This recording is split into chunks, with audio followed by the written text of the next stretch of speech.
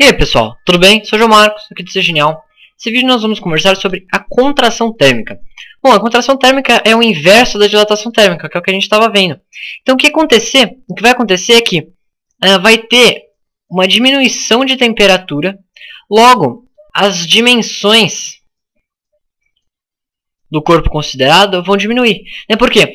Porque o corpo vai diminuir sua temperatura, ou seja, como o calor sempre flui do corpo de maior temperatura para o de menor, esse corpo ele vai estar perdendo calor.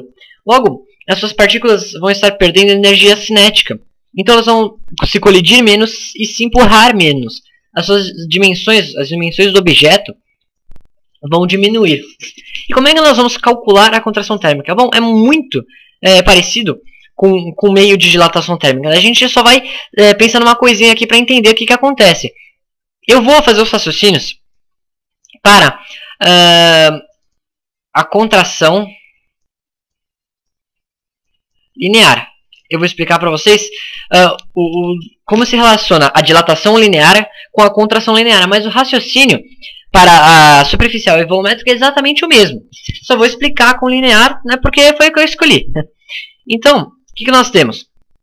A dilatação térmica linear, nós sabemos que é a variação de comprimento é igual ao comprimento inicial vezes o coeficiente de dilatação linear vezes a variação de temperatura. Agora, isso daqui é por causa da dilatação. Só que a gente também vai usar a mesma expressão para a contração. Só que a gente vai ter que considerar uma coisa, né? Então vamos ver o que é que vai ter que mudar. Bom, se vai ter uma diminuição de temperatura, a temperatura final ela vai ser menor do que a temperatura inicial. Nós sabemos que a variação de temperatura é igual à temperatura inicial menos a temperatura final menos a temperatura inicial. E nós sabemos que a final é menor do que a inicial. Portanto, se nós estamos fazendo uma subtração de uma coisa menor para uma maior, isso vai dar negativo. Logo, a variação de temperatura vai ser menor do que zero. Nós sabemos que o comprimento ele não pode ser menor do que zero. Não tem como ter comprimento negativo. Então, isso sempre vai ser maior do que zero. O coeficiente também sempre vai ser maior do que zero. A gente sempre vai ter valores do coeficiente maior do que zero. Então, na hora que a gente fizer essa multiplicação aqui, nós vamos chegar que a variação do comprimento também é menor do que zero. A gente vai chegar nisso. Mas o que isso quer dizer? Bom, a gente sabe que o comprimento final menos o inicial é igual à variação de comprimento. E isso vai dar menor do que zero. Portanto, nós deduzimos que o comprimento final ele é menor do que o comprimento inicial. Então, nós acabamos de provar que a fórmula o jeito de calcular, né, a contração é o mesmo da dilatação.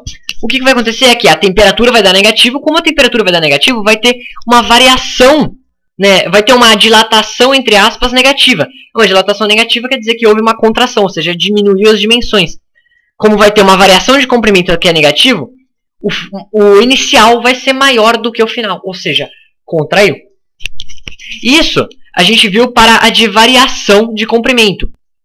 E agora, para direto o comprimento final, né? Nós sabemos que o comprimento final é igual ao comprimento inicial, que multiplica 1 mais alfa delta θ.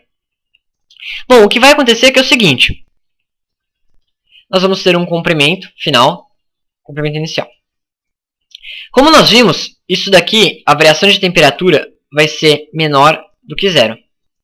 Portanto, essa multiplicação aqui vai dar menor do que zero.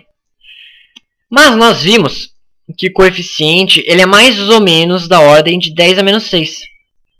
Então, vai ser 1, isso aqui vai ficar 1, mais alguma coisa que vai ser menos, por exemplo, x vai ser menos alguma coisa vezes 10 a menos 6, por exemplo. Vai ser mais ou menos a ordem de 10 a menos 6. Então, nós podemos deduzir que o que eu estou querendo mostrar aqui para vocês? Nós vamos subtrair de 1 um número que vai ser 0,000 alguma coisa.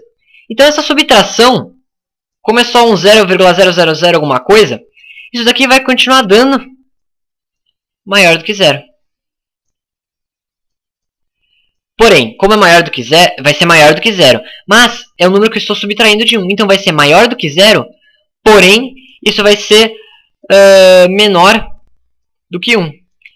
Logo, isso daqui vai ficar L, vai ser igual a L0 vezes alguma coisa que eu vou chamar de, por exemplo, M. Vai, eu vou chamar de M. Opa, M com uma perna a mais não. Vou chamar de M. Nós vimos que M está entre 0... Opa, escrevi errado aqui. M vai estar entre 0 e 1. Por quê? Porque essa subtração nunca vai dar negativa. Porém, vai ter que ser menor do que 1 porque você está subtraindo alguma coisa de 1. Então, nós sabemos que quando nós multiplicamos alguma coisa por um número que está entre 0 e 1, né, 0,5, por exemplo, é a mesma coisa do que dividir, né? Então, uma multiplicação decimal entre 0 e 1 sempre vai diminuir o número.